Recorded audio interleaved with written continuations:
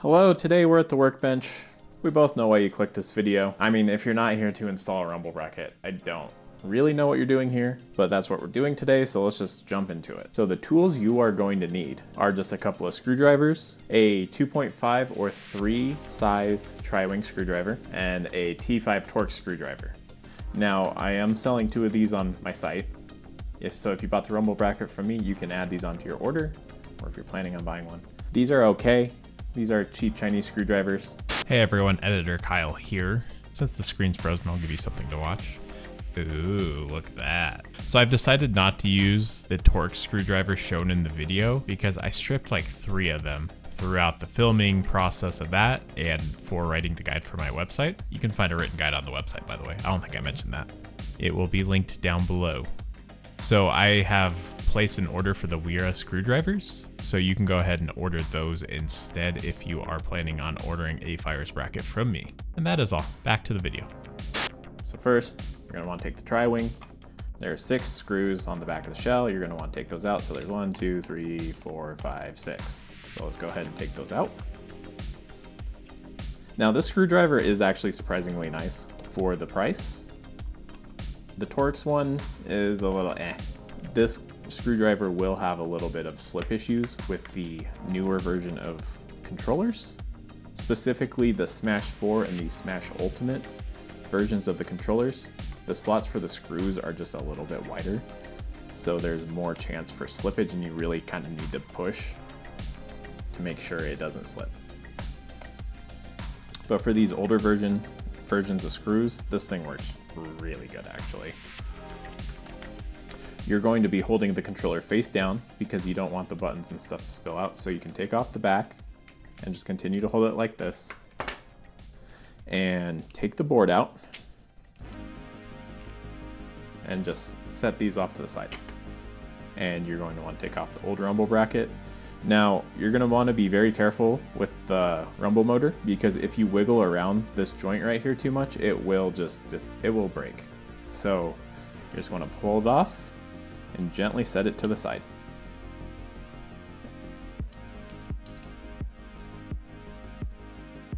The old rumble bracket comes right off. We're going to go ahead and just stick this one on.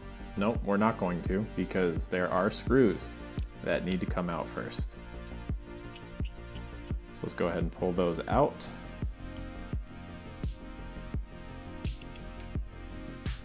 Now you can go ahead and toss the digital boards in where they're supposed to go.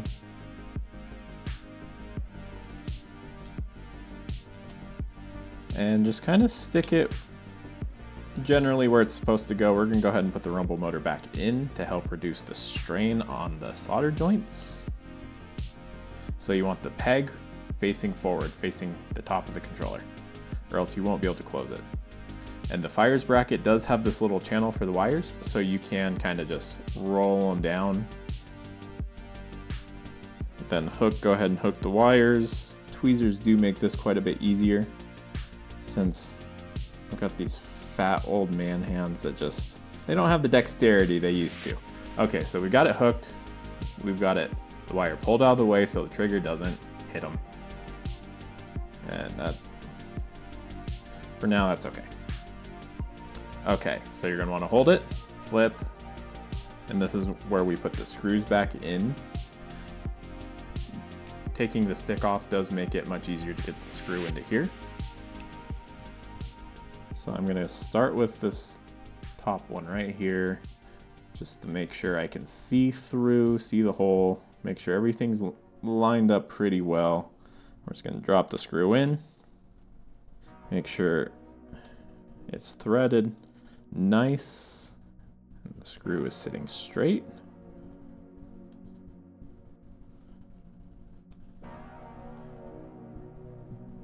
And just give it a couple of turns just to hold it in place.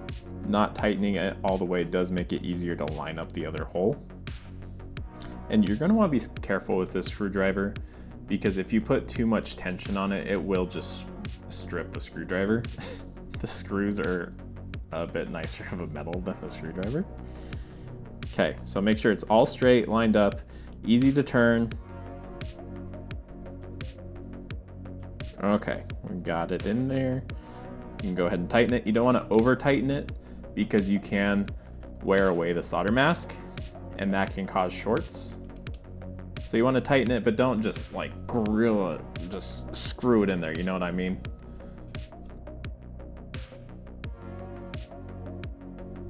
And if you feel like you're meeting any resistance or you're having issues tightening it, just go ahead and back the screw out and then realign it and then try again. Because that's what I just had to do here.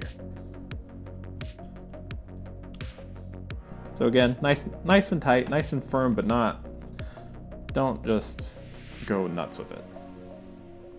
Okay, next, make sure your digital boards aren't just like, how do I do this to the camera? Make sure they're not like flipped up. You can adjust wires here to make sure they sit relatively flat against the rumble bracket, or else they'll make a loud clicking noise every time you push the trigger.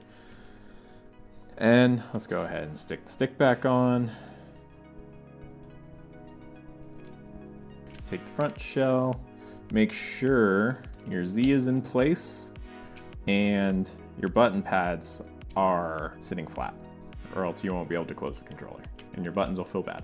Much nicer to be able to reassemble your controller with a screwed on rumble bracket. This thing is, I've recently used it on my own controller and I'm a big fan. Next, let's go ahead and get the cable wrapped around the strain relief peg there. You're going to want to make sure the trigger potentiometers are up. That is the next failing of reassembling a controller. You don't really want these poking out too far or else you're going to squish them once you push the back shell back on. So let's go ahead and grab the back shell. This peg right here is fairly flimsy, so if you do snap it off, it's not the end of the world. It does make reassembling your controller a little bit more tricky. You'll just kind of have to hold it in place and maybe give it a little push to kind of hold where it needs to be lined up. Okay, make sure the C-stick board is pushed down and in place. Z hasn't moved. I remember that was a common issue when I was first assembling controllers. So everything looks good. We can put the back shell back on. Maybe. Might need to move the wire cable around a little bit. All right, and we can go ahead and put the screws back in. And again, with this screwdriver, once the screw starts to get tight, it is easy to slip out. Again, you just don't want to go too crazy because you can end up stripping the screw, maybe your screwdriver. This one seems a bit more durable than these Torx ones. Then go ahead and give everything a feel. Make sure everything feels right.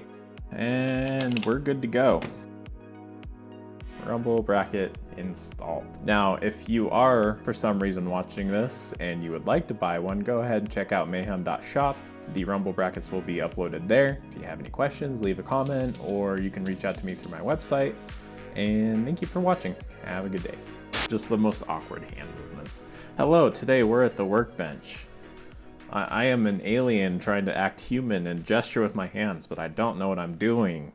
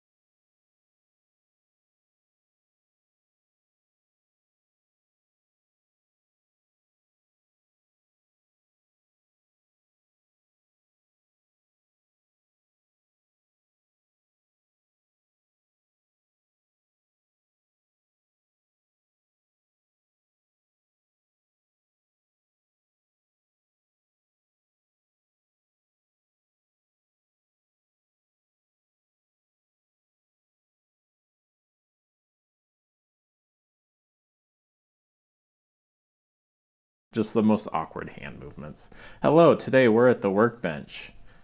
I am an alien trying to act human and gesture with my hands, but I don't know what I'm doing.